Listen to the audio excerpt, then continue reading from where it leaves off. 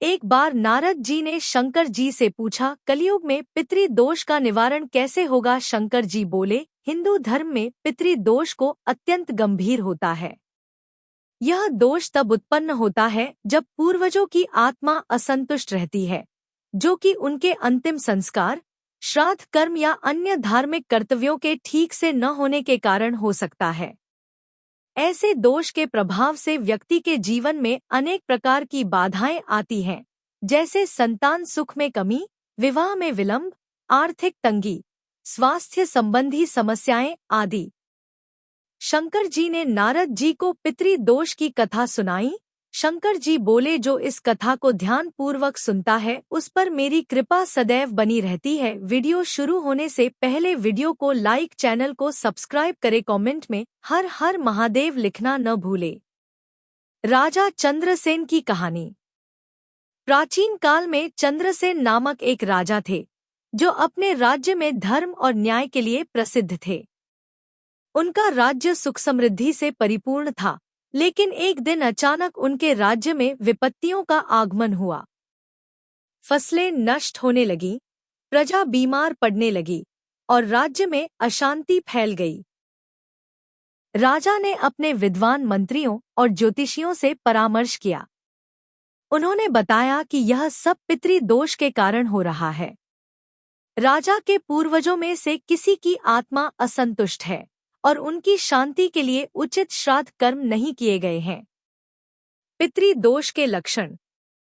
ज्योतिषियों ने राजा को बताया कि पितृदोष के लक्षणों में संतान सुख में कमी, विवाह में विलंब, आर्थिक तंगी, स्वास्थ्य संबंधी समस्याएं और परिवार में कलह शामिल हैं।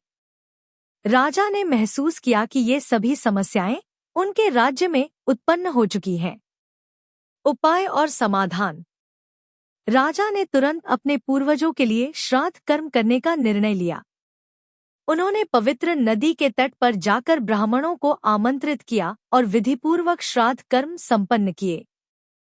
इसके साथ ही उन्होंने पितृपक्ष के दौरान श्रीमद्भागवत कथा का आयोजन किया, जिसमें उन्होंने स्वयं और प्रजा ने भाग लिया। पितृपक्ष में श्रीमद्भागवत कथा सुनने से पितृदोष से मुक्ति मिलती है। इस कथा के श्रवण से पूर्वजों की आत्मा को शांति मिलती है और वे प्रसन्न होकर आशीर्वाद प्रदान करते हैं। श्राद्ध कर्म और भागवत कथा के आयोजन के बाद राजा के राज्य में पुनः सुख समृद्धि लौट आई। फसलें लहलहाने लगीं, प्रजा स्वस्थ हो गई और राज्य में शांति स्थापित हो गई। राजा ने अनुभव किया कि पूर्वजों की आत्मा की शांति के बिना जीवन में सुख शांति संभव नहीं है। यह कथा हमें सिखाती है कि पितृदोष को हल्के में नहीं लेना चाहिए। पूर्वजों की आत्मा की शांति के लिए समय समय पर श्राद्ध कर्म, तर्पण और धार्मिक कथाओं का आयोजन करना चाहिए। इससे न केवल पितृदोष से मुक्ति मिलती है, बल्कि जीवन में सुख शांति और समृद्धि भी आती है। इसी तरह के वीडियो देखने के लिए वीडियो को लाइक, चैनल को सब्सक्राइब करें।